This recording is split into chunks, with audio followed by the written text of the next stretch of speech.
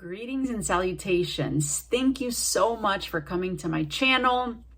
Hopefully you will be able to gain some information for this video that I'm about to share with you that is related all to my experience with microneedling. So thank you so much, and I hope you stick around, and I hope that you are able to decide for yourself whether microneedling is something that is going to benefit you and work for you. So first of all, I would like to say that I am 47 years old and I grew up in Miami, Florida. I moved from Nicaragua to Miami, Florida at the age of 7. And I lived in Miami, Florida until the age of 21 because at the age of 21, I joined the Marine Corps. So from 7 to 21, during my time in Florida, I would just like to say that I never wore sunscreen. And I'm going to say never because if I did wear sunscreen, it was probably 4 or 5 times out of that 14-year span. And those 4 or 5 times were maybe, perhaps in my late teens when we were going to the beach or something and we were going to spend the entire day at the beach. But again, that was rare. That was the exception rather than the rule. And that is another story in and of itself in terms of like our relationship with water and living in a peninsula such as Florida. But I will digress if I go that route. But let's just say that in my household, there were rarely, if ever, and again, rarely, if ever, any purchases of sunscreen. Sunscreen was not something that was encouraged. Wearing sunscreen was not modeled. I do not recall anyone in my family, my close family, or, distant family ever putting on sunscreen. I'm trying to think, I think that the first time I ever purchased sunscreen was probably in my late 20s, maybe even early 30s. So again, the message is there was no such thing as sunscreen. It was a foreign concept. So I joined the Marine Corps at 21, and my first duty station was Okinawa, Japan. And in the Marine Corps, you run a lot. There is a lot of running. I feel like that's what we all ever did. Just run. And being in Okinawa, Japan, which is an awesome island in Japan, or one of the islands, because Japan is an island, but this is, one of the islands, off of the mainland of Japan. We ran outside and I would put on my running shoes and our running clothes. Rarely. And again, no, I'm not going to say rarely. Never did I go and put on sunscreen. So that was Okinawa, Japan. After Okinawa, Japan, my next duty station was Camp Pendleton. And that is in Oceanside, California. And never. And again, we used to run a lot. And here in Oceanside, California, instead of running in the mornings like we did in Okinawa, Japan, we actually ran in the middle of the day. So that is when the sun is at its peak. Like you're talking about noon, and in Camp Pendleton, there's a lot of hills. And these hills in the summer are very hot and very arid. And again, and there's no shade. So it's like just these exposed hills and you are just running and no sunscreen. So I get out of the Marine Corps and I moved to Oregon. And Oregon, there's not a whole lot of sunshine throughout the winter, but just because there isn't a whole lot of sunshine doesn't mean that you are not impacted by the UV index. But once again, no sunscreen. And I kept the running spirit. I remained an avid runner, and I did it mostly for leisure. And so I spent a lot of time outside running or at a gym, but I spent a lot of time in general and no sunscreen. So already there's 20 something years worth of just sun exposure that has led to sun damage.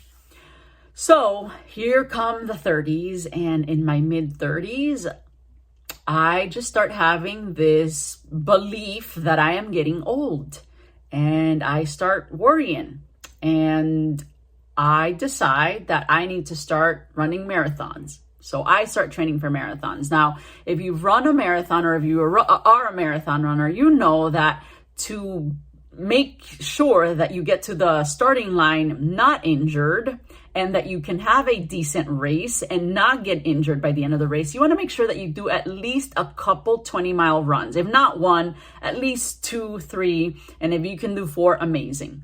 And so I would go out there and run 20 miles. Sometimes I would go to the Oregon coast and I would run 20 miles, or at home being wherever in Oregon I was. And so I think that if I wore sunscreen, and these 20-mile runs could be anywhere from 3 to 4 hours long, it's not like I would reapply sunscreen. So here I am outside 3-4 hours long. And this is just that 20-mile run, because you actually build yourself up to it, where you go, a 10K, then you do a half marathon, then you increase it to 16, and then your 18-mile run, and then you put some time break in between, and then you go to 20. And so again, just ongoing exposure. So no sunscreen. So again, now you're talking about 30 years worth of sun exposure and sun damage. And here comes my 40s. And then now I'm really just like, oh my gosh, I'm getting old. And again, I don't know if that is a universal experience, that there's just this message of I'm getting old that is just, encoded internally, and it's a universal experience, or if it's cultural. I don't know. And again, that could be another video in and of itself on that topic. But I'm going back to the microneedling, because in 2020, and we all know what happened in 2020, and no, this is not connected to the coronavirus, but in 2020, I wanted to summit Mount St. Helens in Washington. Now, 2020 was the 40-year anniversary of the eruption of Mount St. Helens. And so I was like, I want to do it. So I asked a friend if we could do it. That was in June of 2020. And in June of 2020, particularly that day, it was an overcast day. So there wasn't a whole lot of sun. And at this point, I had actually recognized that my skin was receiving some sun damage, because I ran a half marathon in Portland, and it was the Hop Hop half marathon. And I took a picture because I had a personal goal of running a half marathon in under 2 hours, and I did it. So I was incredibly proud of myself that I was able to accomplish that task, because remember, I am in my late 30s going into my 40s, and I am trying to challenge myself physically, because the belief is that I'm getting old and I need to do these things right away. So I took a picture, and I saw that picture, and I saw that there were some sunspots, and, I didn't like them. But I really didn't do anything about it. It was just like, I don't like them. But to me, I'm like, I'm not going to give up running. And if I'm going to admit, I thought it was vain to be concerned about your skin. I saw it as like, it's my skin. I don't want to be vain about it and be worried about it.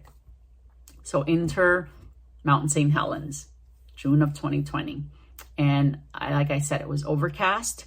And on that day, I did wear sunscreen, because at this point I thought, you know what? It is important for me to wear sunscreen. It's not for vanity reasons, because your skin is a representation of what is happening inside of you. It is the largest organ in your body, and your skin, if you are stressed, your skin will be an indicator that you are stressed. If you are not eating well, your skin is going to be an indicator that you are not eating well. If you are exhausted, your skin is going to give you cues. And so your skin is actually a large representation of what is going on inside of you and how things can be off. So it is a very important organ. And I thought, I need to take care of this organ the same way in which I want to give care to all of my other body parts inside of me and outside of me. So I did wear sunscreen on that day. And I reapplied as often as I could, but ignorant me, because it was overcast, thought that it wasn't going to be as bad as a 100% sunshine day.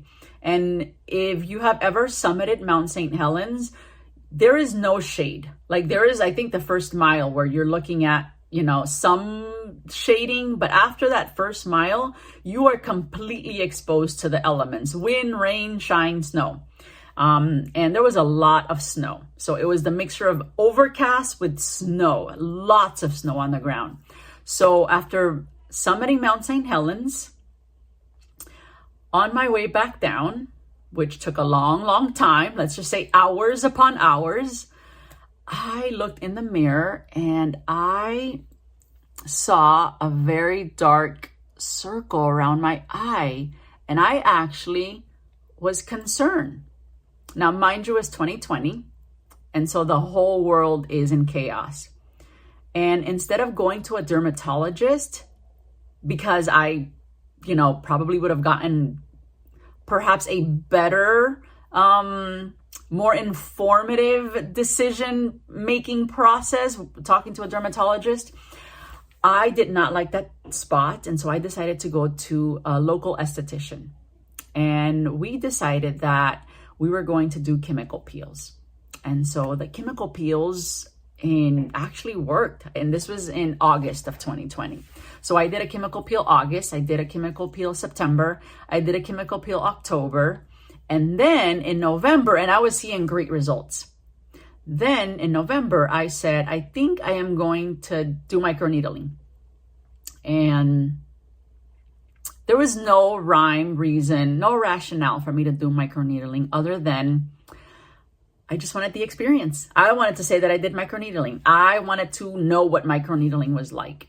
And I think that was the first error that I made, the biggest error, which was this needs to be taken seriously because you are harming your skin. You are puncturing your skin that unless you are in a position where this is medically necessary, it was not medically necessary for me.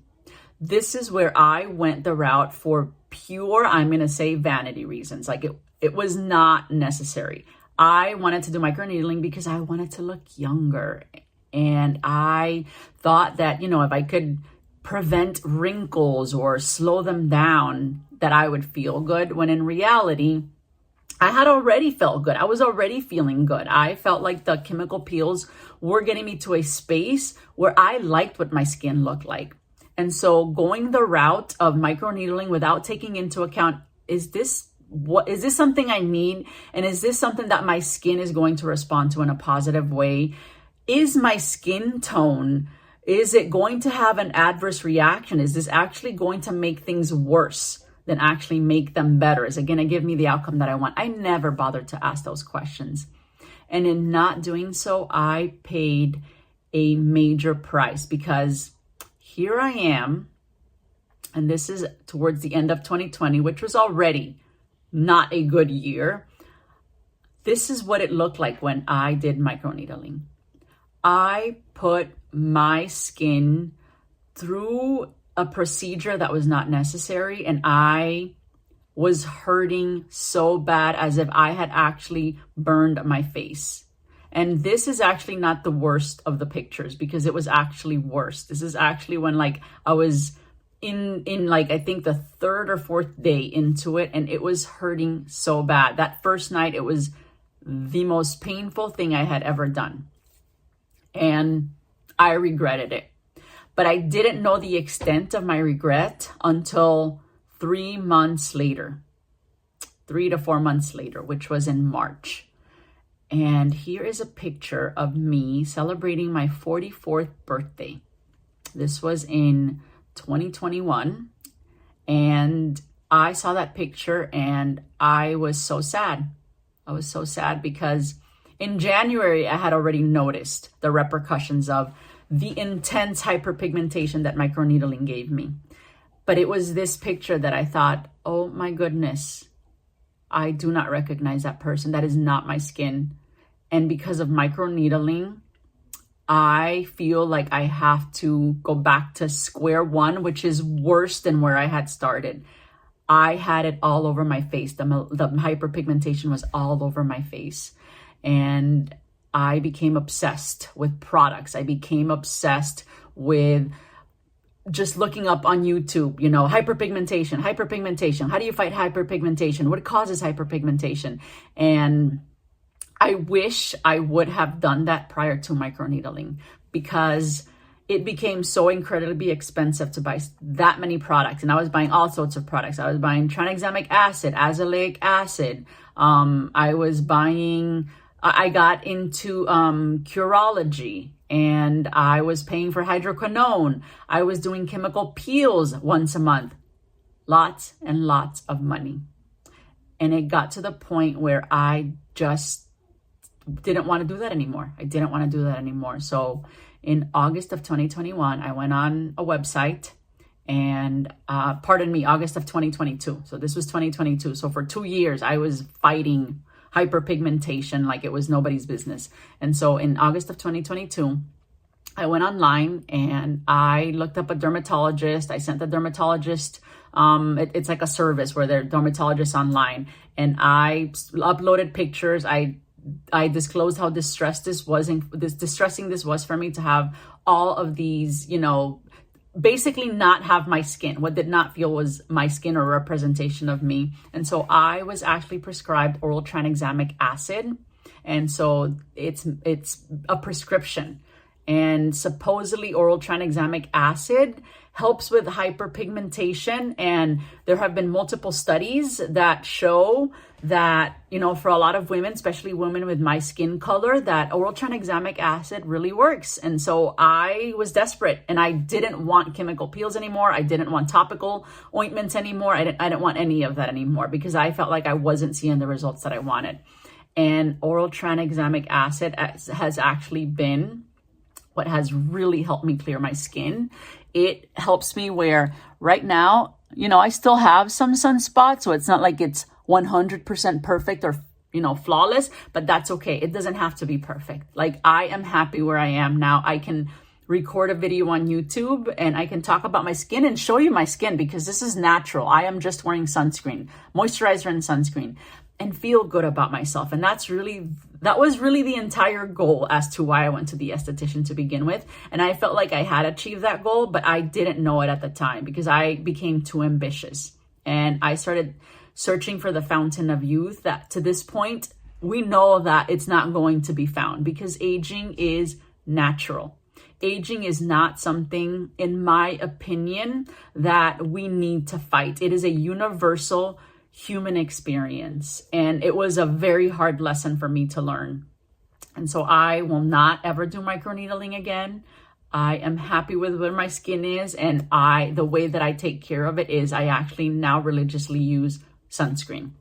I love all the Korean sunscreens. I use SPF 50 and I continue to take oral tranexamic acid because after I did the dermatologist online, I went to a primary care physician and I told them about it. And now I do have it as a prescription. I also use tretinoin.